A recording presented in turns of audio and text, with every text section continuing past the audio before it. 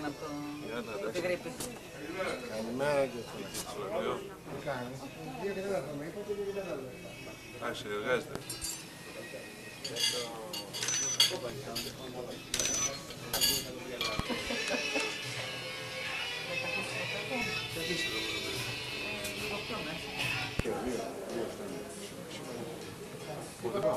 Ό,τι βάζεις. Δύο φτάνει. Έχεις δύο ειστήρια. Δύο ειστήρια. Ένα λαχνότητα. Τρεις δεν είχαμε πέσει. Τι άλλαξε να πέσουμε. Ένα ειστήριο. Ένα ειστήριο.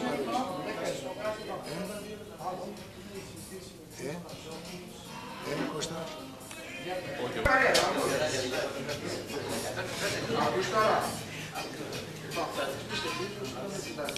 Καθίσαμε έτσι για καλύτερη θέση. Ναι, δεν πειράζει.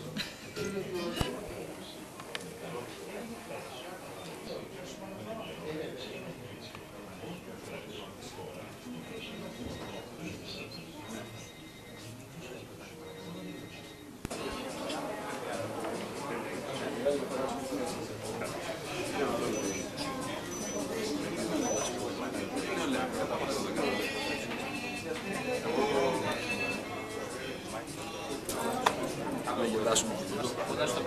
Εσύ να δίνω το δρέκο, έτσι. Κέντρο το δρέκο.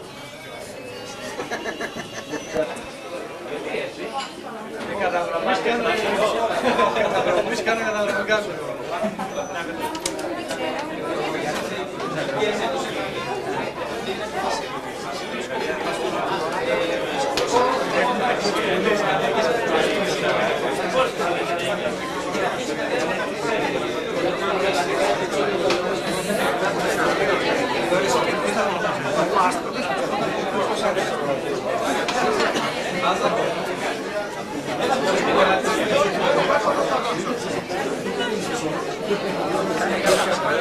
Κάθετε. Για σένα και είναι μία ειδικασμάση. Εδώ είναι.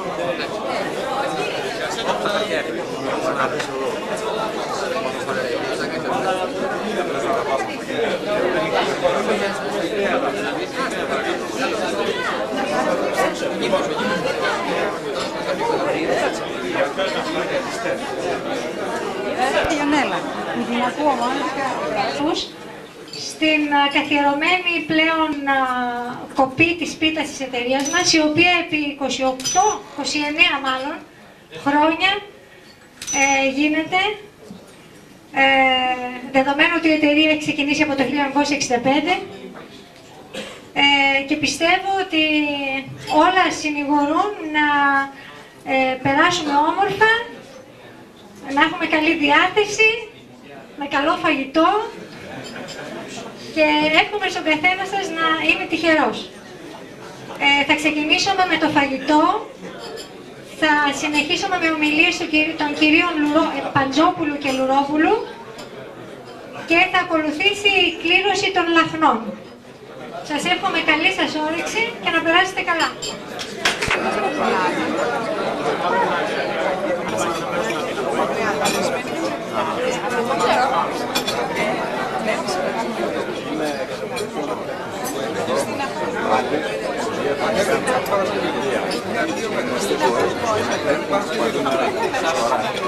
Το οποίο είναι τα ψάρια που είναι μέσα. Για το ψάρια του.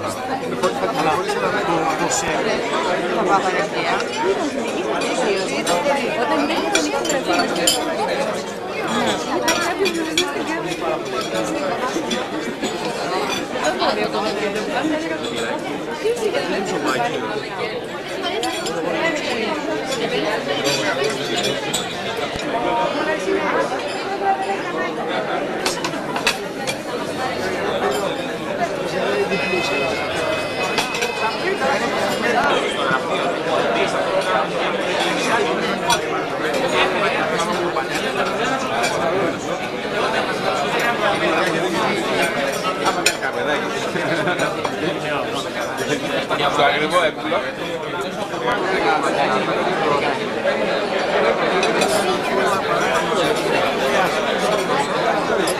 Δηλαδή δεν υπάρχει σπίτι, δηλαδή έχουν μικρά παιδιά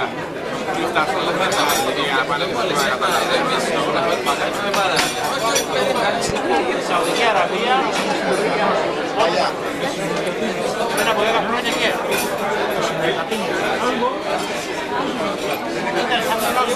πάντως στον κανάλι για να βρεθώ. πώς σου ήθελε να πας και πάμε κι άλλο κεφάλαιο. Εκεί θέλω.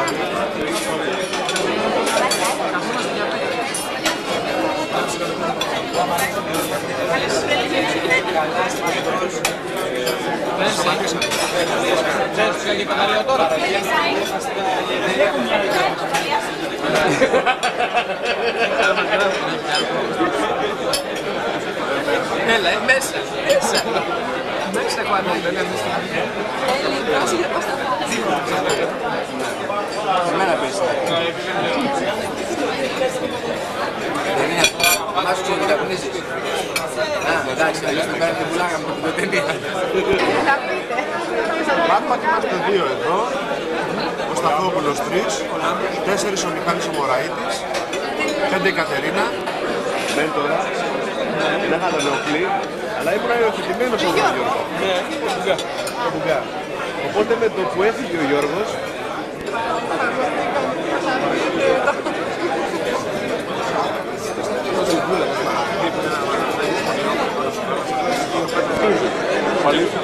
ξέρετε για τους Σαββατοκύριακους.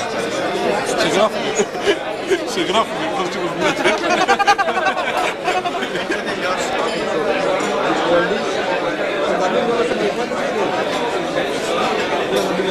Θα βγάλουμε το υποσχολική. Δεν θα βγάλουμε το υποσχολική. Να το συγχωρήσουμε αυτό θέλω και να προχωρήσουμε. Κάνε τα σπέτα του ίδιου. Στην ουσία αυτό θέλουμε να κάνουμε το βιβλίο.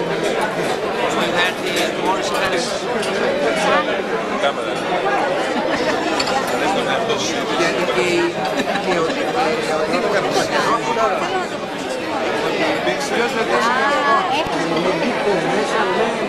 δεν είναι κατάσταση τώρα για να είναι ανθρώπο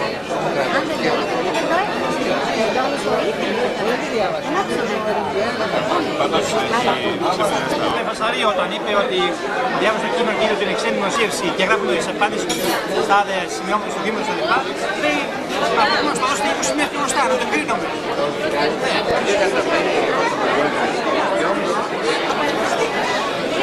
Το διόλογο που έπαιζε κάτω από τη συνέντευξη τελευταία του Σουπερμίρη του Βρανόπουλου, διάβασε το κόντιο.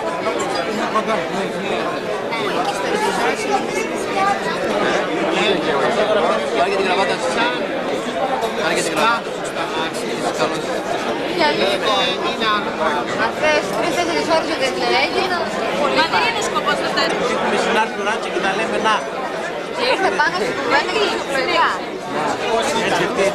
Άπως ήταν η Άρτου Ράντσεν παλιά. Κλέρι, ποια ήταν η Κλέρι, να. Δεν το θυμήσανε τίποτα. Δεν είναι ποτέ δυνατόν. Αυτό είναι για το Fox. Κουτέρκα του. Επώνυμα κιόλας.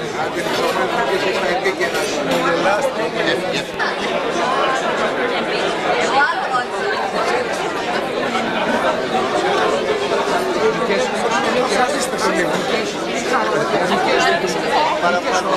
Και ένα κοντινό.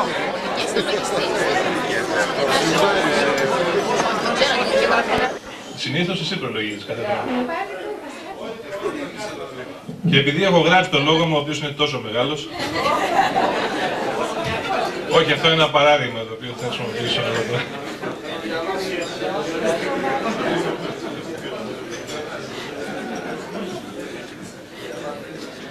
Ειλικρινά μην ανησυχείτε, θα είμαι σύντομος.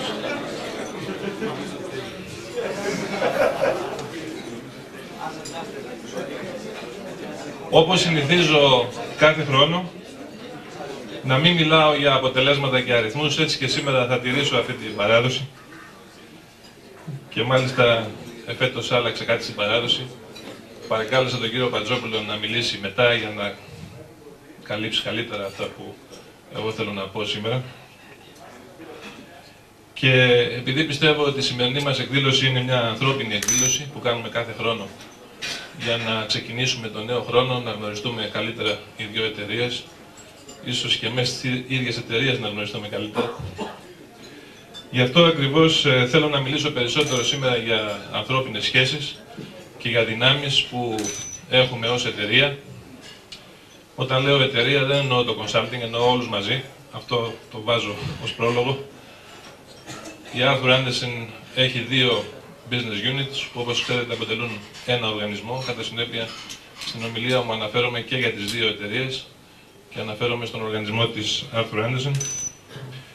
Και θέλω επίσης να μιλήσω σήμερα για τη συνεργασία που έχουμε μεταξύ μας, συνεργασίες που έχουμε με πελάτες και συνεργασίες τέτοιες οι οποίες δυναμώνουν τους δεσμούς φιλίας και συνεργασίας και συναδέλφωσης που έχουμε μεταξύ μας, αλλά παράλληλα συνεργασίες οι οποίες δυναμώνουν και την προσωπικότητα και την ανεξαρτησία που έχει ο καθένας από εμάς σαν επαγγελματίας εργαζόμενος στην εταιρεία μας. Στοιχεία που από μόνα τους αποτελούν τη βάση της εταιρείας μας. Θέλω επίσης να πω δύο λόγια για την ποιότητα της εργασίας μας και την αξία που παραδίδουμε σε κάθε έργο που αναλαμβάνουμε, γιατί ουσιαστικά η δουλειά μας είναι έργα για πελάτες. Ποιότητα και αξία με την οποία μετρούμε εμείς οι ίδιοι την εργασία μας, αλλά και το σπουδαιότερο μας μετρούν οι πελάτες μας. Να σας πω εισαγωγικά δύο λόγια για το τι έχουμε κάνει ως τώρα ως εταιρεία σε όλο τον κόσμο, στην Ευρώπη και στην Ελλάδα, και αφού προηγουμένως σημειώσω ότι αυτά τα οποία κάνουμε στην Ελλάδα αποτελούν μέρος ενός προγράμματος που εφαρμόζεται σε παγκόσμια βάση για να έχει η εταιρεία τον ίδιο τρόπο εργασίας και επικοινωνίας με το περιβάλλον σε κάθε χώρα που εργάζεται. Και με τον τρόπο αυτό σήμερα μπορούμε να πούμε ότι η εταιρεία έχει το περισσότερο, συμπεριφέρεται με ένα παγκόσμιο χαρακτήρα. Είμαστε περισσότερο global από οποιαδήποτε άλλη εποχή της ιστορίας της εταιρείας. Όπως ξέρετε, το 1993 ήταν ο χρόνος που η εταιρεία έκλεισε τα 80 χρόνια παρουσίας της στον παγκόσμιο στίβο, στις εργασίες στις οποίες ασχολείται. Αν κοιτάξουμε λίγο πίσω, και τώρα στο τραπέζι μου έλεγε ο κ. Πατζόπουλος πόσο πίσω πρέπει να κοιτάξω, μου είπε ότι πρέπει να κοιτάξεις 30 χρόνια πίσω. Τόση είναι η ηλικία του με την εταιρεία. Νομίζω το 1994, κ. Πατζόπουλος, δεν είναι? Αν κοιτάξουμε λοιπόν μέχρι και λίγα χρόνια πιο πίσω, θα δούμε ότι επί πολλά χρόνια η εταιρεία στην Ελλάδα χαρακτηριζόταν ως μια εταιρεία παροχής υπηρεσιών ελέγχου και γενικώς παροχής συμβουλευτικών υπηρεσιών ευρέως φάσματος, αλλά χωρίς μεγάλη εξειδίκευση. Κάναμε γενικώς το επάγγελμα του συμβούλου σε θέματα διοίκησης, είτε αυτά ήταν θέματα φορολογικά, είτε θέματα συστημάτων, πληροφορικής, ή ακόμα χρηματοοικονομικά, χρηματοπιστωτικά κλπ. Τα τελευταία 4 χρόνια έχουμε πετύχει τα εξής. Πρώτον, έχουμε δημιουργήσει, θα έλεγα ξανά από την αρχή, τις υποδομές και το μηχανισμό πάνω στον οποίο στηρίζεται η εταιρεία. Δεύτερον, έχουμε αναπτύξει εσωτερικές ειδικότητες, εμπειρίες και ανθρώπους, θα έλεγα, που είναι ανάμεσά μας σήμερα, σε πάρα πολλά θέματα τα οποία έως και πριν από 4 χρόνια δεν τα είχαμε. Θέματα που έχουν σχέση με τα χρηματοπιστωτικά, στρατηγική, change management, συστήματα ή ακόμα θέματα εξειδικευμένων υπηρεσιών σε κλάδους της οικονομίας όπως είναι οι τράπεζες, οι βιομηχανίες, τα τρόφιμα κλπ. Επίσης, θα ήθελα να πω ότι δημιουργήσαμε μια νέα ξεχωριστή εταιρεία με ένα ξεχωριστό προφίλ. Αυτό δεν ήταν εύκολο και ίσως καμιά φορά θεωρείται δεδομένο και αυτονόητο, αλλά το να φτιαχτεί ένα Image Andersen Consulting στην Ελλάδα το 1992 ήταν πολύ δύσκολη υπόθεση. Και πιστεύω ότι με ό,τι ασχοληθήκαμε και όλα τα θέματα στα οποία δουλέψαμε, εστέφθησαν με απόλυτη επιτυχία. Κατά συνέπεια σήμερα, θεωρώ ότι όλοι εμείς που είμαστε απόψε σήμερα εδώ, και καθώς και οι απόντες, πρέπει να θεωρούμε τους εαυτούς μας πετυχημένους. Έχουμε πετύχει σε αυτό το οποίο πριν από λίγα χρόνια αποφασίσαμε να αλλάξουμε και να δημιουργήσουμε νέες συνθήκες και νέες προοπτικές για την εταιρεία μας. Κινούμενοι στον ευρωπαϊκό χώρο, ο οποίος είναι ο φυσικός γεωγραφικός χώρος που ανήκει το γραφείο μας, μπορούμε να πούμε ότι και οι δύο business units κινούνται παράλληλα με τις υπόλοιπες ευρωπαϊκές χώρες να αναπτύξουν τη θέση τους στο καταμερισμό της εργασίας μέσα στην εταιρεία μας στην Ευρώπη. Συμμετέχουμε σε προγράμματα στρατηγικής και χάραξης μιας πορείας για την εταιρεία στο μέλλον, προγράμματα που είναι πανευρωπαϊκά και τα οποία τελούν υπό την αιγίδα των managing partners των δύο business units, Arthur Andersen και Andersen Consulting. Και τέλος, ξοδεύουμε αρκετά χρήματα. Θα ήθελα να πω ότι για τον κλάδο μας πιστεύω ότι και οι δύο εταιρείες ξοδεύουμε τα περισσότερα χρήματα από τους ανταγωνιστές μας σε θέματα, σε προγράμματα ανανέωσης γραφείων και εξοπλισμού, εκπαίδευση προσωπικού, ανάπτυξη νέων προϊόντων. Πιστεύω ότι είμαστε η μόνη εταιρεία η οποία φροντίζει να βελτιώνει τα προϊόντα της και να προσφέρει καινούργια, σε σχέση με τον ανταγωνισμό, ο οποίος κάνει marketing των προϊόντων που είχε παραδοσιακά εδώ και πάρα πολλά χρόνια. Και ίσως το σημαντικότερο, ξοδεύουμε χρήματα, ενέργεια και προσπάθεια για να αναπτύξουμε αυτό που λέγεται τεχνογνωσία και να είμαστε δικτυωμένοι σε ένα παγκόσμιο επίπεδο και σε ένα παγκόσμιο δίκτυο όπου η γνώση όλες τις εταιρείες, μεμονωμένα και συνολικά, είναι προσπελάσιμη από τον καθένα που τη χρειάζεται σε όλο τον κόσμο. Βέβαια, συχνά συναισθανόμαστε όλοι ότι πιθανότατα να υπάρχουν περιοχές βελτίωσης, ίσως κάτι να μην έχει γίνει καλά. Ο καθένας από εμάς αναρωτιέται για το πώς θα μπορούσαν πράγματα να γίνονται καλύτερα, αν υπάρχουν περιοχές που θα μπορούσαν να βελτιωθούν τα πράγματα, οικονομικά, ποσοτικά, τεχνικά. Και πιθανότατα ο καθένας από εμάς να αναρωτιέται αν έχει σταθεί στο ύψος των απαιτήσεων που επιβάλλουν οι καιροί και το επάγγελμά μας.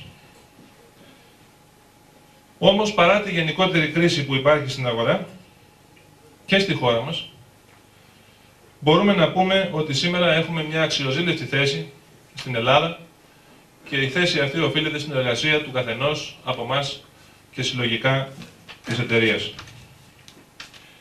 Σήμερα η εταιρεία μας αντιμετωπίζει διεθνώς, αλλά και στην Ελλάδα, 4 προκλήσεις.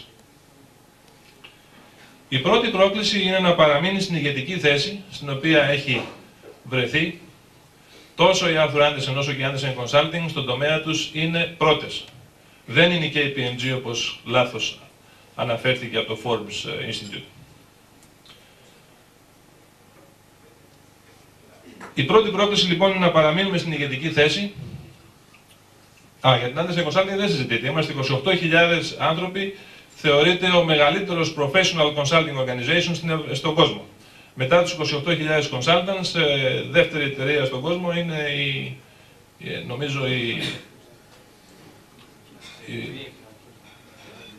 αν δεν κάνω λάθος, είναι η δεύτερη, έχει 14.000 άτομα και είναι και η KPMG, κάτι τέτοιο. Αλλά είμαστε by far, είμαστε διπλάσιοι από το δεύτερο. Άρα η πρώτη μας πρόκληση είναι να παραμείνουμε στην ηγετική θέση ή να φτάσουμε, να καταρτήσουμε, θα έλεγα, να είμαστε ένας ακόμα παίκτης στην αγορά, ένας niche player πιθανώς. Η δεύτερη πρόκληση είναι να ξεπεράσουμε το επίπεδο του ανταγωνισμού, να γίνει αυτό που λέμε, να καθορίσουμε το παιχνίδι και όχι να παίζουμε σε ένα παιχνίδι που είναι στημένο για μας. Η τρίτη πρόκληση είναι να συνεχίσουμε να μεγαλώνουμε ή να μείνουμε μια εταιρεία που σιγά σιγά θα αρχίσει να ατροφεί. Και τέλος, να λειτουργήσουμε σαν ένας πραγματικά παγκόσμιος οργανισμός ή να παρασυρθούμε από τα, θα έλεγα, κακά φαινόμενα που συμβαίνουν στον τόπο μας. Είμαι βέβαιος, και θα το αποδείξω αυτό στη συνέχεια της σύντομης ομιλίας μου, ότι είμαστε και κινούμεθα προς τη σωστή κατεύθυνση, κινούμεθα με μεγάλη ταχύτητα να συναντήσουμε τις προκλήσεις που ανέφερα πιο πάνω. Και είμαι βέβαιος ακόμα περισσότερο ότι κινούμεθα ταχύτερα από τον ανταγωνισμό και είμαστε σε καλύτερη θέση σήμερα από οποιοδήποτε άλλον. Παρά τα αυτά, υπάρχουν πάρα πολλά εμπόδια και θα ήθελα να μιλήσω λίγο για αυτά.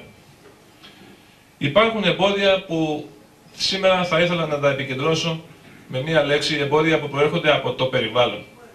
Κάθε μέρα όπου κινούμε, σε πελάτες, μεταξύ μας, Ακόμα και σε ανταγωνιστές θα έλεγα, όλοι αναρωτιούνται τι θα γίνει. Τι θα γίνει στην Ελλάδα, τι θα γίνει με το α θέμα, με το β θέμα. Όλοι διακατέχονται οι συνομιλητές μου από μια ανησυχία. Όλοι βλέπουν ορισμένα φαινόμενα τα οποία δεν είναι ευχάριστα. Ο πρόεδρος των ΗΠΑ, Τόμας Τζέφερσον, είπε μια φορά «Τρέμω για τη χώρα μου όταν σκέφτομαι ότι ο Θεός είναι δίκαιος». Αναρωτιέμαι μήπως πρέπει σήμερα και εμείς να τρέμουμε για το μέλλον της Ελλάδος με αυτά που συμβαίνουν γύρω μας. Προφανώς δεν θα αναφερθώ σε μακροοικονομικά θέματα και σε φαινόμενα περιβάλλοντος, κουλτούρας κλπ. Αν και θα ήθελα πάρα πολύ να κάνω κάτι τέτοιο, δεν θεωρώ όμως τον εαυτό μου ειδικό. Παρά τα αυτά, μερικές διαπιστώσεις τέτοιες πρέπει να γίνουν και για να μην πάμε πολύ μακριά, να πάμε μόνο 2.000 χρόνια πίσω, να σας διαβάσω ένα απόσπασμα από τους Εκκλησιάζους στο Αριστοφάνη, ο οποίος λέει «Πικραίνομαι, λυπούμε να βλέπω σε αποσύνθεση το κράτος». Αριστοφάνης, 2.000 χρόνια πίσω. «Γιατί αρχηγούς κακούς διαλέγουν πάντα. Πάντα. Κι αν πάει κανείς καλά τους για μια μέρα, ύστερα τα χαλά για 10. Και αν βγάλεις άλλον, αυτός χειρότερα κάνει».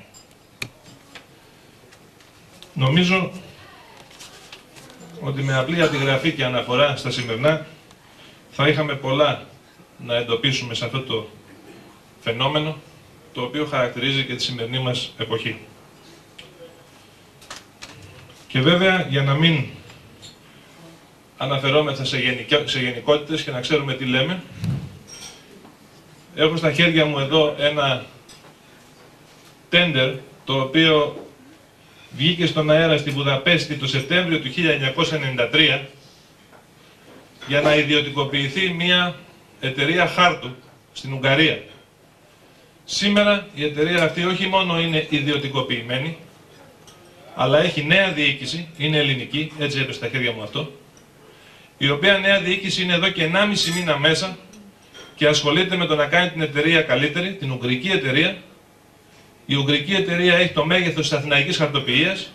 Κοιτάξτε το μέγεθος του tender document και μετρήστε τους χρόνους ιδιωτικοποίησης και πορείας, δεν θέλω να κάνω άλλα σχόλια, του προγράμματος σε μια χώρα σαν την Ουγγαρία, η οποία προφανώς έχει λιγότερη εθνική αξιοπρέπεια από ό,τι έχουμε εμείς, που στην χώρα μας το θέμα ιδιωτικοποίηση έχει την εξέλιξη που όλοι ξέρουμε. Και φυσικά η Ουγγαρία δεν αποτελεί εξαίρεση. Υπάρχει η Κίνα, η Ανατολική Γερμανία, η Ρωσία και άλλες χώρες με πολύ χαμηλές επιδόσεις στα θέματα εθνικής αξιοπρέπειας. Ας δούμε τι γίνεται τώρα στην Ελλάδα.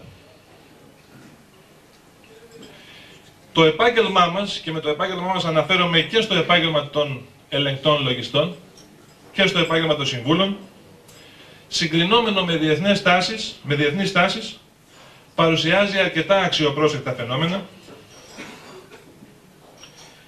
Μπορούμε να πούμε ότι η αγορά έχει αρχίσει να οριμάζει, κυρίως διότι οι υπηρεσίες που ζητούνται, ενώ στην αρχή ήταν απλές, τώρα αρχίζουν και γίνονται πιο σύνθετες, πιο εξειδικευμένες. Αλλά αρκετά όμως υπάρχει το θέμα του εμπειρισμού, της πρόχειρης προσέγγισης, τόσο από πλευράς των πελατών οι οποίοι ζητούν τις υπηρεσίες αυτές, όσο και από πλευράς αυτών οι οποίοι τις προσφέρουν. Σαν μέγεθος, η ελληνική αγορά είναι πολύ μικρότερη από κάθε άλλη ευρωπαϊκή αγορά. Οι πρόχειρες μου εκτιμήσεις αναφέρουν αριθμούς που μπορεί να είναι μέχρι και 10 φορές μικρότεροι. Οι περισσότερες εταιρείες έχουν προσεκτική παρουσία στην Ελλάδα, εταιρείες παροχής των υπηρεσιών των συναφών με εμάς. Οι αμοιβές μας κινούνται σε πάρα πολύ χαμηλά επίπεδα. Υπολογίζω ότι κινούνται στο 40-60% των τιμών της Κεντρικής Ευρώπης. Ενώ το λειτουργικό μας κόστος, όπως αντιλαμβάνεστε, είναι αρκετά υψηλό. Δεν είναι στο αντίστοιχο χαμηλό ποσοστό της Κεντρικής Ευρώπης. Έχουμε λοιπόν ένα υψηλό κόστος και μια χαμηλή κερδοφορία, η οποία οφείλεται από τον σκληρότατο ανταγωνισμό με πάρα πολλούς εμπειροτέχνες οι οποίοι αγωνίζονται να κάνουν αυτό που κάνουμε εμείς σήμερα. Χωρίς γραφεία, χωρίς εγκαταστάσεις και χωρίς πιθανόν πίσω τους την υποστήριξη οργανισμών.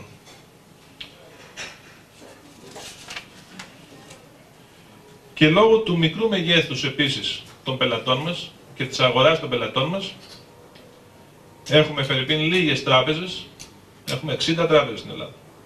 Η Ιταλία έχει 6.000. Έχουμε 10 βιομηχανίες τροφίμων. Η Γαλλία έχει 10.000 βιομηχανίες τροφίμων. Είναι προβληματική, είναι δύσκολη η ανάπτυξη εξειδίκευσης σε αυτό που κάνουμε εμείς, η ανάπτυξη εξειδίκευσης για να μπορέσουμε να καλύψουμε συγκεκριμένες ανάγκες των πελατών. Και επίσης, τολμώ να πω ότι υπάρχει και ένας ανταγωνισμός εκ των έσω.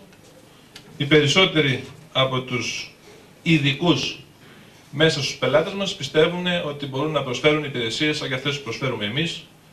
Κατά συνέπεια, εμείς πρέπει να προσφέρουμε 10 φορές καλύτερες υπηρεσίες για να τους πείσουμε ότι αξίζουμε πραγματικά την προσοχή τους. Μπορώ να απαριθμίσω και άλλα φαινόμενα που προορίζουν το επάγγελμά μας. Θα ήθελα να μείνω σε αυτά, αλλά να καταλήξω στο συμπέρασμα ότι βρισκόμαστε μπροστά σε ένα δυναμικό κομμάτι, ένα κλάδο της οικονομίας που λέγεται παροχή υπηρεσιών, ο οποίος αποσκοπεί να βοηθήσει τους πελάτες να αλλάξουν προς το καλύτερο και να γίνουν πετυχημένοι στις δικές τους δραστηριότητες.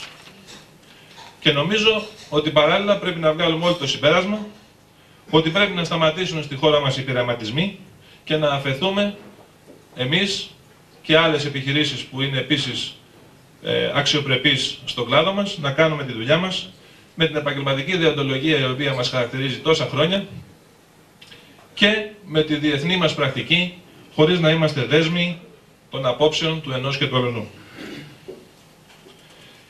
Κυρίως όμως νομίζω το συμπέρασμα που πρέπει να βγει, μετά από όσα ανέφερα προηγούμενα, είναι ότι εμείς οι ίδιοι πρέπει να σταθούμε όρθιοι. Ειδικά στην περίοδο που διανύει ο τόπος αυτή τη στιγμή. Πιστεύω ότι είμαστε η πάστα των νικητών. Εμείς θα είμαστε οι άνθρωποι που το 2000 στην Ελλάδα θα λένε οι άλλοι ότι πραγματικά αυτοί μας έριξαν τον δρόμο. Είτε είμαστε μέσα στις επιχειρήσεις, είτε είμαστε στο επάγγελμα. Και πιστεύω ότι τέτοιους ανθρώπους χρειάζεται ο τόπος και πιστεύω ότι θα χρειάζεται ακόμα περισσότερους και είμαστε λίγοι σήμερα εδώ, διότι αυτά τα οποία έχουμε πετύχει είναι σημαντικά. Και θα σας αναφέρω μερικά.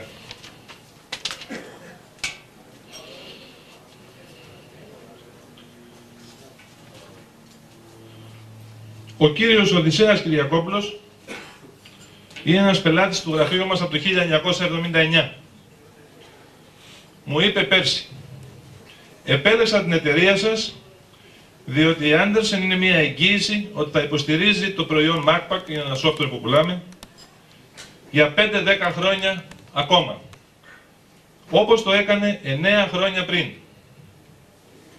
Υπάρχουν και άλλοι εξίσου καλοί με εσάς, αλλά δεν τους εμπιστεύομαι. Ο κύριος Βασίλης Θεοχαράκης το 1985 μου είπε «Θέλω να εκπαιδεύσεις το προσωπικό μου σε αυτό που εσείς κάνετε και να τους καταστήσεις ικανούς να κάνουν μόνοι τους αυτό το οποίο πρέπει και να τρέχουν ένα δικό μας πρόγραμμα μόνοι τους». Έτσι κάναμε και από το 1985 μέχρι σήμερα η εταιρεία Nissan στην Ελλάδα τρέχει δικό μας software χωρίς ποτέ να έχουμε πάει να τους βοηθήσουμε. Ο κύριος Χατζής, προϊστάμενος μηχανογραφήσεως στην ΕΤΒΑ, είπε «Ευχαριστούμε την Andersen για τη συνεργασία της. Μάθαμε πολλά από την Andersen. Μόνο η Andersen μπορεί να κάνει αυτή τη δουλειά». Ο κύριος Ζάγορας από την εταιρεία Janssen είπε «Σας επιλέξαμε και εγκαταστήσαμε προηγουμένως ένα άλλο πακέτο. Αλλά τον top man της εταιρείας αυτής τον είδα μόνο μία φορά όταν υπογράψαμε τη σύμβαση. Από τότε δεν τον ξανάδα». Ο κύριος Φιωραβάντη, διευθυντής πληροφορικής Ευρώπης στην εταιρεία Fiat, είπε «Η Andersen πρέπει να επιλεγεί στην Ελλάδα γιατί χρειαζόμαστε τις ίδιες υπηρεσίες όπως και στην υπόλοιπη Ευρώπη. Επίσης είπε, δεν θέλουμε να αναπτύξουμε εσωτερικές δυνάμεις μόνοι μας, θέλουμε να μας δώσει τις υπηρεσίες αυτές η Άντερσεν στην Ελλάδα, όπως ακριβώς στην Ιταλία. Ο κύριος Παπαδόπουλος, Γενικός Διευθυντής ενός νέου πελάτου, είπε, κοιτάξαμε για παρόμοιες υπηρεσίες στην Ελλάδα. Οι δικές σας είναι οι καλύτερες και πλουσιότερες.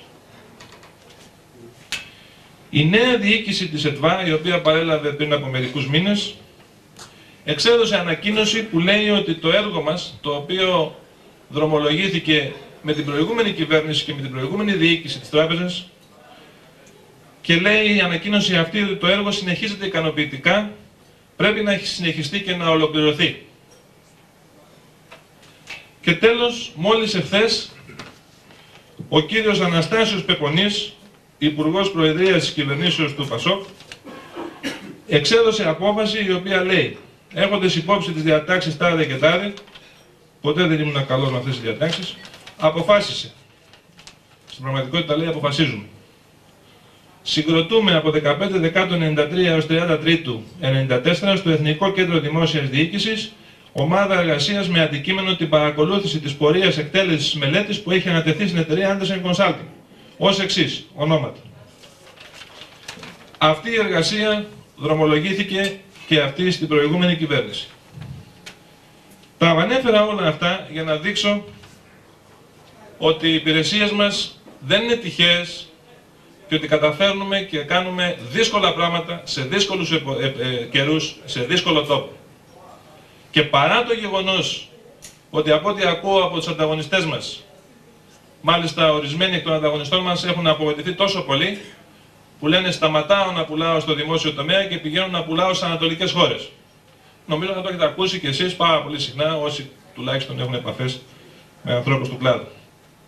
Όλα αυτά αποδεικνύουν ότι είμαστε μια πραγματικά διεθνής εταιρεία, ότι ποτέ δεν εγκαταλείπουμε τον πελάτη και ότι παρέχουμε τις υπηρεσίες που χρειάζεται μέχρι το τέλος, μέχρι ότου πετύχει αυτό για το οποίο μας κάλεσε να μπούμε μέσα στην εταιρεία του. Και ότι είμαστε η παλαιότερη εταιρεία που είναι στον χώρο αυτόν στην Ελλάδα. Όλα αυτά δείχνουν ότι λαμβάνουμε υπόψη τις ανάγκες των πελατών, αλλά κυρίως είμαστε προσαρμοσμένοι στους καιρούς, τις ιδιαιτερότητες της εργασίας μας και τις εξελίξεις στο περιβάλλον και φροντίζουμε να παίρνουμε κάθε φορά τη σωστή θέση, έτσι ώστε να δημιουργούμε τις καλύτερες δομές και βάσεις για την εξυπηρέτηση των πελατών μας και να προσελκύουμε τους καλύτερους ανθρώπους. Και όλα αυτά σε ένα περιβάλλον για το οποίο ο Γιάννης Μαρίνος προχθές έγραψε στον Οικονομικό, η μόνη πραγματικά αισιόδοξη διαφήμιση που βλέπω και περιγράφει την Ελλάδα με τα καλύτερα λόγια είναι αυτή του καφέ Μπράβο. Είναι μήπως ο καφές παρηγοριάς, αναρωτιέται προχθές. Θέλω να κλείσω ευχαριστώντας όλους εσάς που τιμάτε σήμερα την εκδήλωσή μας αυτή για την ετήσια πίτα.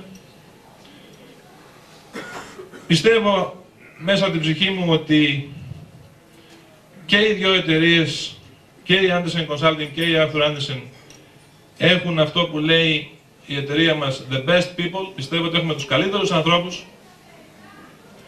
Λυπάμαι που είμαστε μόνο 150, ας είμαστε πρώτοι. Πιστεύω ότι ο τόπος χρειάζεται τουλάχιστον 1.500 μέχρι αύριο. Αλλά είμαι βέβαιος ότι επειδή ακριβώς ανταποκρινόμεθα στις ανάγκες των καιρών και κυρίως επειδή, όπως σας ανέφερα προηγούμενα, οι πελάτες μας είναι αυτοί που μιλούν για μας και όχι εμείς για τους εαυτούς μας, γι' αυτό ακριβώς έκανα quote τα αποφθέγματα των πελατών, τα οποία δεν είναι σημερινά. Και καλώ τον κύριο Πατζόπουλο να μας πει ανάλογα από την 30ετή του σταδιοδρομία, η δική μου είναι μόλις 15 χρόνια. Γι' αυτό ακριβώς πιστεύω ότι θα είμαστε οι πρώτοι και θα είμαστε πραγματικά αυτοί που ανέφερα προηγούμενα, ότι οι άνθρωποι που θα κάνουν αυτόν τον τόπο να αλλάξει, είμαστε οι πρωτοπόροι, είμαστε το role model. Προχθές σε κάποιο δύσκολο πελάτη, ο project manager του πελάτου μου είπε, με ρώτησε, αφού τον είχα στριμώξει άσχημα στις διαπραγματεύσεις, μου λέει, και γιατί να πάρω εγώ αυτή τη θέση που διευκολύνει την Andersen. Του λέω, θα πάρεις αυτή τη θέση, διότι είναι η θέση που κερδίζει. δεν είναι η άποψη που διευκολύνει την Άντερσεν. Και του είπα ότι μα είσαι 40 χρονών άνθρωπος. Έχεις ακόμα 25 χρόνια σταδιοδρομίας. Δεν θέλεις να είσαι με τις κερδισμένες απόψεις. Και με κοίταξε, έσκυψε το κεφάλι και έφυγε. Δεν ξέρω τι θα γίνει τελικώς με τις διαπραγματεύσεις. Όλα τα στοιχεία λοιπόν αυτά, κλείνοντας, πιστεύω ότι αυξάνουν το αίσθημα ευθύνης που έχουμε εμείς που είμαστε στη διοίκηση της εταιρείας. Θέλω να σας διαβεβαιώσω ότι οι εταίροι της εταιρείας έχουν καταλάβει τη σημασία που έχει να έχουμε καλούς ανθρώπους. Θέλω όμως να σας καλέσω να αναλογιστείτε λίγο αυτά που είπα. Αν έχω έστω και 1% δίκιο, σας παρακαλώ να σταθούμε στα πόδια μας, να σκεφτούμε ότι πραγματικά έχουμε πετύχει πάρα πολλά πράγματα, υπάρχουν πολλά ακόμα που πρέπει να κάνουμε και για να πετύχουμε πιστεύω ότι η μόνη συνταγή είναι αυτή, να πιστέψουμε και εμείς όλοι ότι το μέλλον μας ανήκει, ότι είμαστε νικητές και εύχομαι του χρόνου σε μια πολύ μεγαλύτερη εταιρεία για πολύ περισσότερους ανθρώπους να έχουμε ένα πολύ καλό μέλλον. Καλή χρονιά σε όλους!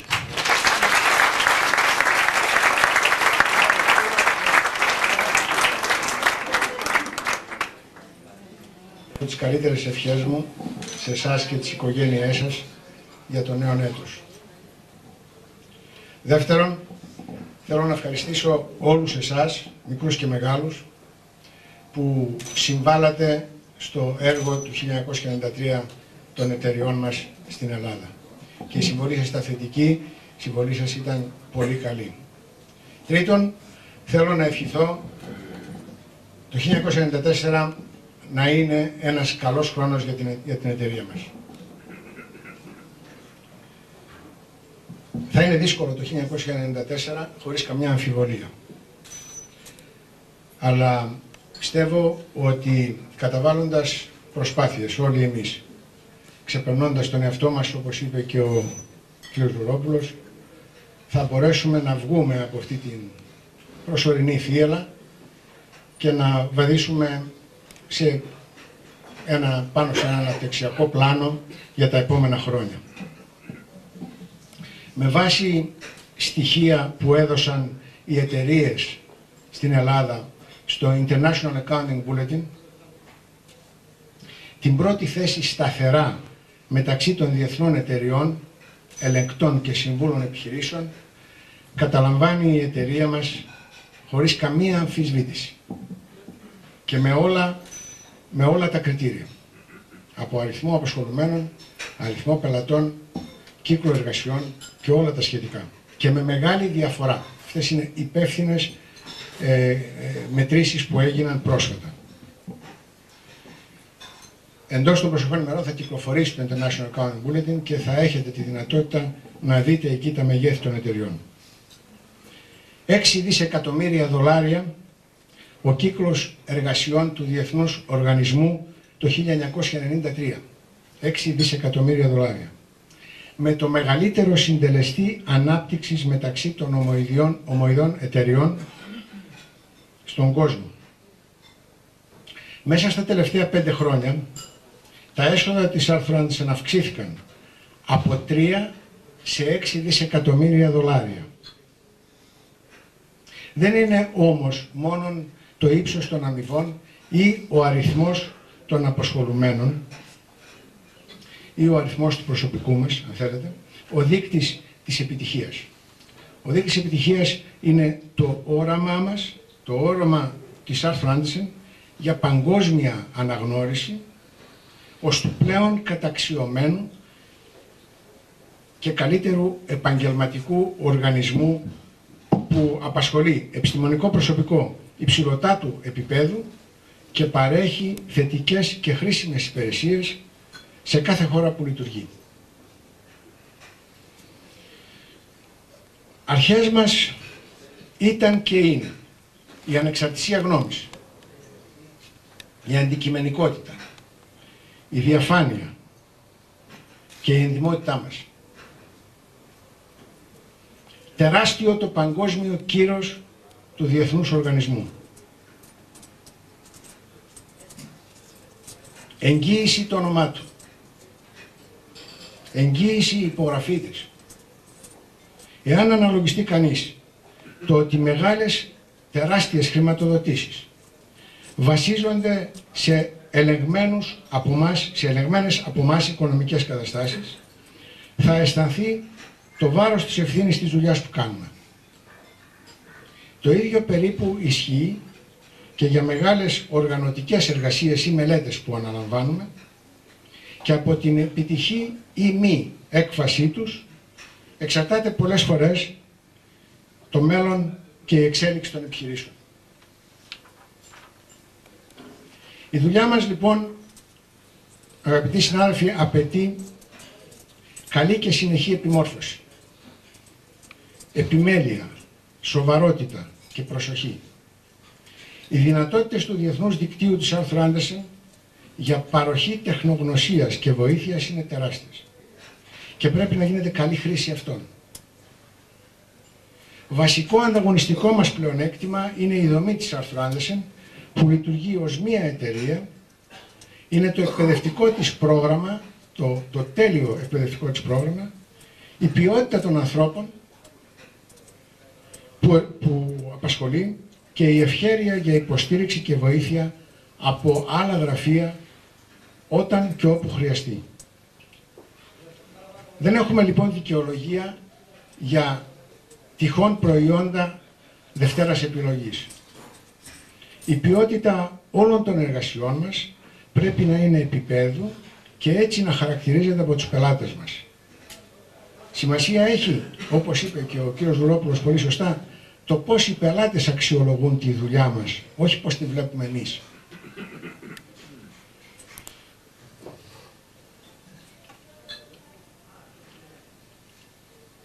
Πρέπει λοιπόν όλοι μας να βάλουμε στόχο την υψηλή ποιότητα και την ικανοποίηση του πελάτη, όσο απαιτητικός και να είναι και όσο και αυτό αν κοστίζει. Πάνω στο θέμα αυτό, προγραμματίζω να ασχοληθώ ενεργά αυτόν τον χρόνο με ποιοτικούς ελέγχους, καθώς και με έρευνα πελατών όσον αφορά το βαθμό ικανοποίησης από τις προσφερόμενες υπηρεσίες, το Client Satisfaction Survey.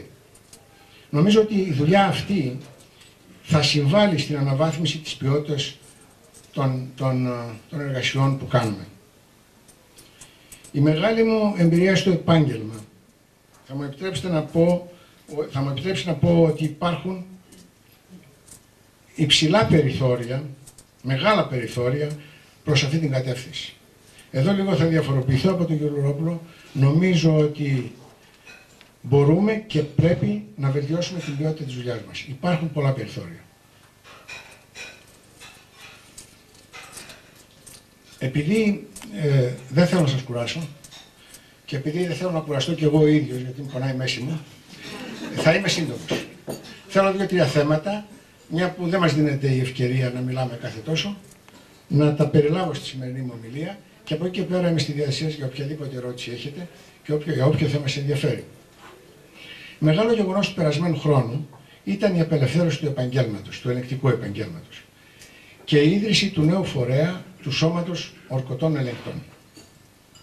Με την αλλαγή αυτή είναι φανερό ότι δίνεται ευκαιρία σε νέους επιστήμονες να σταδιοδρομήσουν σε ένα επάγγελμα κύρους με τους όρους της ελεύθερης αγοράς. Στις δε επιχειρήσεις δίνεται η δυνατότητα να επιλέγουν τους ελεγκτές τους.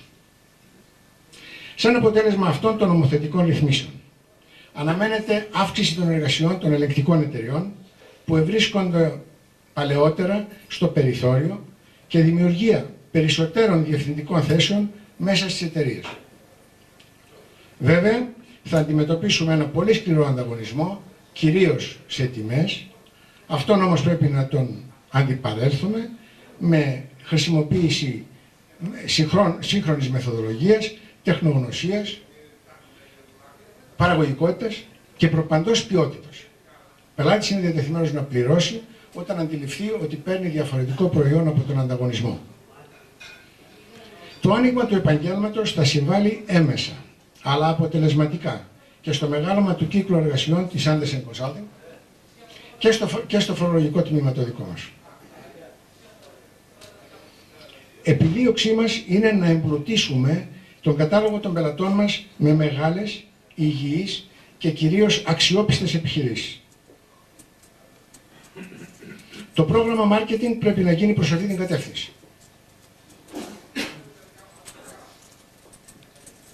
Δεν μας ενδιαφέρει η ανάπτυξη για την ανάπτυξη. Θα είμαστε επιλεκτικοί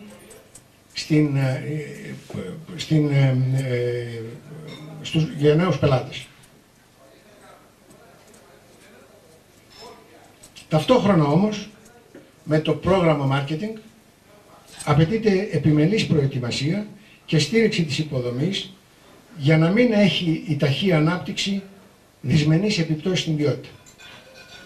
Για μένα η ποιότητα, που είναι η γνώση, είναι η συνέπεια, είναι η προσοχή, είναι το μεράκι, πρέπει να προηγηθεί σίγουρα της κερδοφορίας, πρέπει να γίνει ο πρώτος στόχος μας, που θα μας ξεχωρίσει από τον ανταγωνισμό. Σε αυτό πρέπει και μπορείτε να συμβάλλετε όλοι, αφού το προϊόν της δουλειάς μας προέρχεται από ομαδική προσπάθεια. Εξελίξεις στο επάγγελμα θα υπάρξουν σύντομα. Όπως θα έχετε πληροφορηθεί, το Υπουργείο Εθνικής Οικονομίας, που εποπτεύει το επάγγελμα, ζήτησε να έχει στη διάθεσή του τις παραιτήσεις του σημερινού επταμελούς εποπτικού συμβουλίου του Σώματος Ορκωτών Ελεγκτών, στο οποίο έχω την τιμή να είμαι και εγώ μέλος. Η σύνθεση του νέου εποπτικού που θα διοριστεί με κοινή απόφαση των Υπουργών Εθνικής Οικονομίας και Εμπορίου δεν είναι γνωστή. Γνωστές όμως σχεδόν είναι οι θέσεις της πολυπληθέστερης ομάδος ορκωτών ελεγκτών, που είναι μέλη της εταιρείας συνεργαζόμενοι ορκωτοί λογιστές και που υιοθετούν τροποποιήσεις στο υφιστάμενο νομικό καθεστώς, ορισμένες από τον οποίο δεν μας βρίσκουν σύμφωνους. Πιστεύω ότι η κυβέρνηση θα εξασφαλίσει ισορροπία στο νέο υποπτικό και δεν θα επιτρέψει σε καμία ομάδα ή εταιρεία να έχει απόλυτη πλειοψηφία στο Συμβούλιο. Για το θέμα αυτό πρέπει να σας πω ότι έκανα παραστάσεις και είχα καλές συζητήσεις με την πολιτική ηγεσία του Υπουργείου Εθνικής Οικονομίας. Είναι βέβαιο ότι δεν θα πρέπει να γίνουν αλλαγές στη βασική φιλοσοφία λειτουργίας του επαγγέλματος, που έχει σε μεγάλο βαθμό ταυτιστεί με τη διεθνή πρακτική και που θα λύσει σταδιακά προβλήματα και στον τόπο μας, όπως περιστολή της φοροδιαφυγής, αναβάθμιση της αξιοπιστίας των ισολογισμών και απασχόληση νέων επιστημόνων. Οποιασδήποτε διαφορές μεταξύ ορκωτών ελεγκτών πρέπει να γίνουν αντικείμενο επικοδομητικής μελέτης και επεξεργασίας και με στόχο την καλύτερη εξυπηρέτηση των αναγκών του επαγγέλματος και της εύρυθμης λειτουργίας του. Πρέπει, κατά τη γνώμη μου, να εμπεδοθεί κλίμα εμπιστοσύνης και καλής συνεργασίας μεταξύ ομάδων ορκωτών ελεγκτών, που σταδιακά θα συμβάλλει θετικά στις μεταξύ μας σχέσεις. Η σημερινή κατάσταση σίγουρα προσβάλλει το σώμα και δεν ευνοεί την ανάπτυξή του. Θέλω να πιστεύω ότι οι συνάδελφοί μου θα αντιληφθούν ότι οι συνεχείς αντιπαρεθέσεις δεν μας οδηγούν πουθενά, αντίθετα υποβιβάζουν το κύρος μας και την αξία των υπηρεσιών μας. Επίσης, πιστεύω ότι είναι μεγάλο λάθος να κομματικοποιείται ο θεσμός και πρέπει αυτό να αποφευχθεί εάν θέλουμε τη σωστή λειτουργία του. Το επιχειρηματικό κοινό και οι χρήστες των υπηρεσιών μας πρέπει να μας θεωρούν επίλεκτη ομάδα τεχνοκρατών που μπορεί να δώσει λύσεις στα προβλήματά τους και να συμβάλλει στην καλύτερη λειτουργία των επιχειρήσεών τους. Πιστεύω ότι όποιος ξεφύγει από αυτή την αρχή θα είναι βραχύλιος στο επάγγελμα. Οι σχέσεις των δύο εταιριών μας στην Ελλάδα είναι πολύ καλές, όπως επιβάλλει και ο κανονισμός του Διεθνούς Οργανισμού. Δεν έχουμε όμως αξιοποιήσει στο βαθμό που πρέπει τις δυνατότητες συνεργασίας που σίγουρα θα είναι προς όφελος των πελατών μας αλλά και ημών των ιδίων. Μέσα από την γάμα των υπηρεσιών που προσφέρουμε, συνεργαζόμενοι, εύκολα μπορούμε να προσελκύσουμε πελάτες και να κερδίσουμε προσφορές από τον ανταγωνισμό. Υπάρχει η βούληση των εκατέρωθεν εταίρων, χρειάζεται όμως η προσπάθεια να συστηματικοποιηθεί.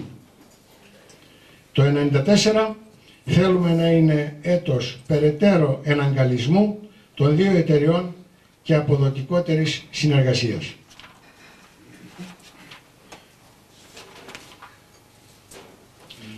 Πριν κλείσω την ομιλία μου, πρέπει να αναφερθώ και σε μια εκστρατεία δυσφήμισης της εταιρείας μας που γίνεται τον τελευταίο καιρό από κάποια κυκλώματα. Όπως τα δημοσιεύματα του Έθνους, του Βήματος και πρόσφατα των Νέων. Όπως γνωρίζετε, απαντήσαμε στα δύο πρώτα και με συντριπτικές αποδείξεις καταρρίψαμε τις ανακρίβειες και τις συκοφαντίες τους. Είναι φανερό ότι οι υποκινητές αυτών των δημοσιευμάτων που γίνονται με προχειρότητα και παραβιάζουν κάθε αρχή δημοσιογραφικής δεοντολογίας και ευπρέπειας επιδιώκουν προσωπικό όφελος και χρησιμοποιούν την εταιρεία μας για ευνόητους λόγους.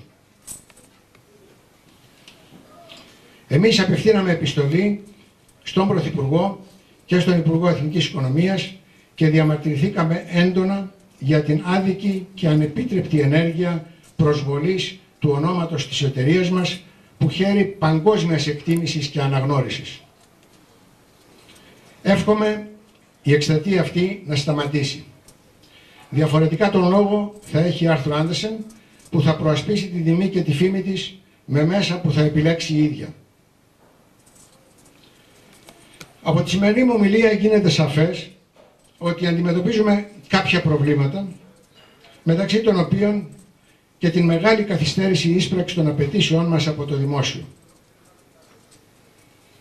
Όμως, όλα τα προβλήματα έχουν τη λύση τους, αρκεί να μην χάσουμε την ψυχραιμία μας και την εμπιστοσύνη προς τον εαυτό μας και τις αξίες που πρεσβεύουμε. Είμαι αισιόδοξος για το μέλλον της εταιρείας μας, του επαγγέλματός μας και της χώρας μας. Ο Θεός βοηθός και καλή χρονιά σε όλους σας.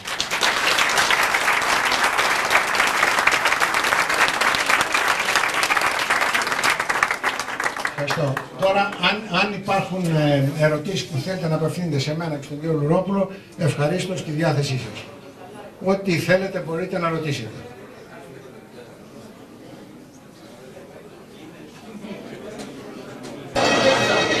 Πάμε και τα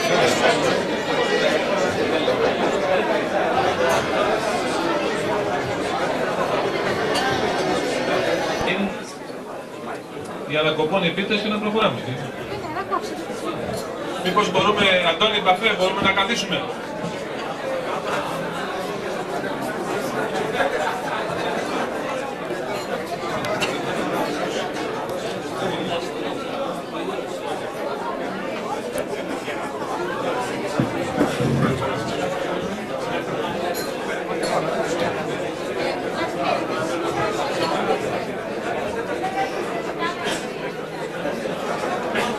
Λοιπόν, παιδιά, θα κόψουμε την πίτα πρώτα και...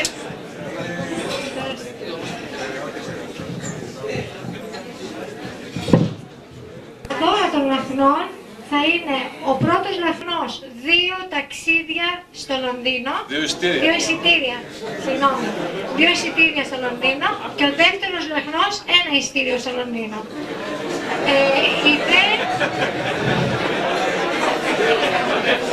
Δεν σας άρεσε? Ωραίο, γιατί? Και το επεισόδιο η The Andersen Consulting προσφέρει 2 ταξίδια στο Παρίσι, 2 εισιτήρια στο Παρίσι Και για το δεύτερο λαχνό ένα εισιτήριο. Ποια είναι η διαφορά? Στο Παρίσι. Στο Παρίσι. Λοιπόν, κύριε Πατζόπουλε. Ωραία. Λοιπόν, τις καλύτερες ευχές και πάλι.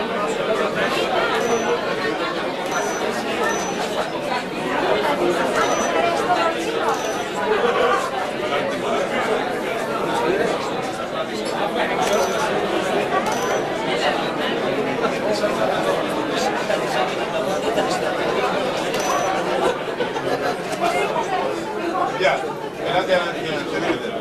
Να κόψω και εγώ εδώ. Να κόψουμε και εδώ.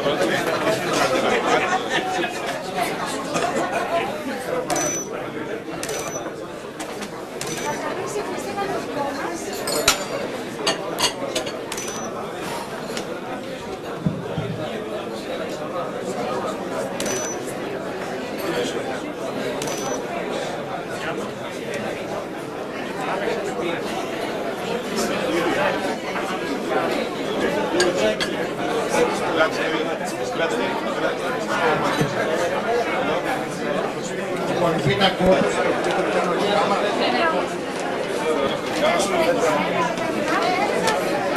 Ένα σκέφος.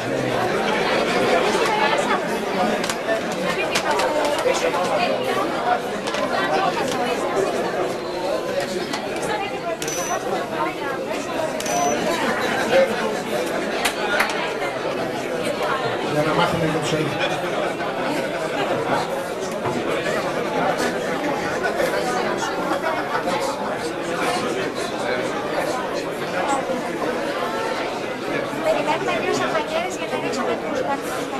Ναι. Το πιάνω πάνω, πιάνω. Να κάνεις αυτό.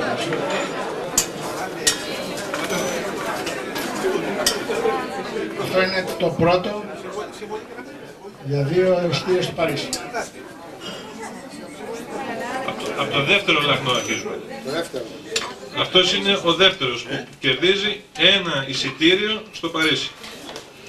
Και ονομάζεται Χιλαδάκης Σπύρος.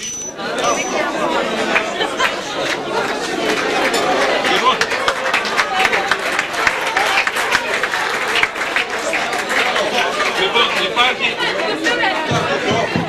υπάρχει λίγη ιστορία για τον Χιλαδάκη Σπύρο. Ο Χιλαδάκης Σπύρος δεν έχει ακόμα προβληθεί στην εταιρεία.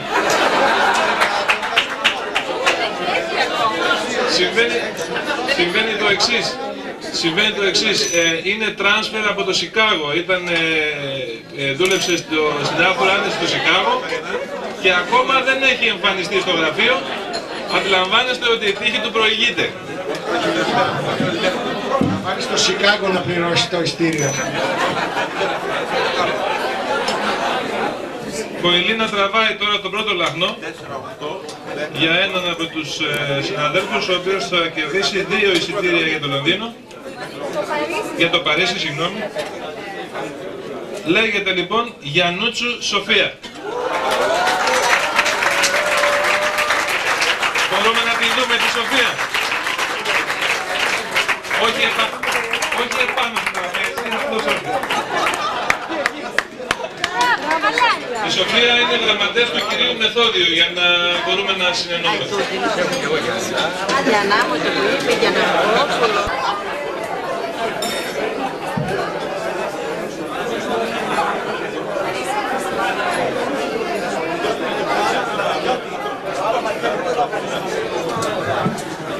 Λοιπόν, για τον Άρθρο Άντερσεν, θα ήθελα να σας βεβαιώσω ότι οι λαχνοί έχουν γίνει από τριμελή επιτροπή, με σφραγισμένο φάκελο, με υπογραφές κτλ.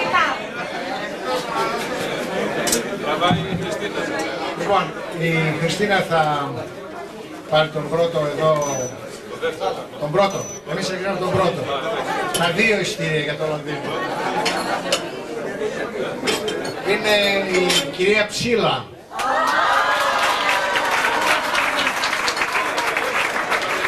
Κυρία Ψήλα, έλα εδώ σε παρακαλώ για να κάνεις το... να κόβεις το τηλεφώνι. Καινούργια.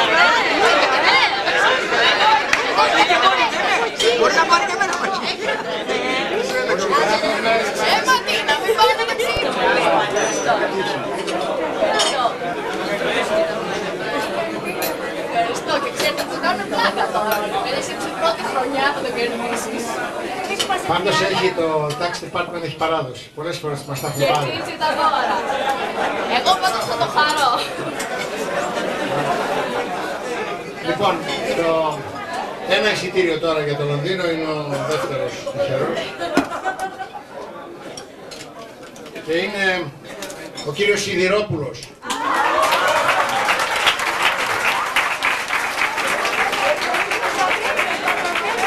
Κύριε Σιδηρόπουλε, έλα κοντά μου.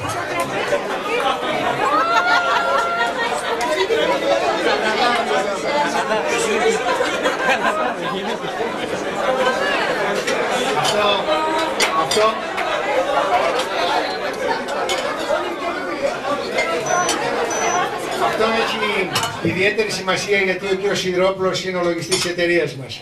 Κατά συνέπεια πιστεύουμε ότι θα μας φέρει γούρι τώρα.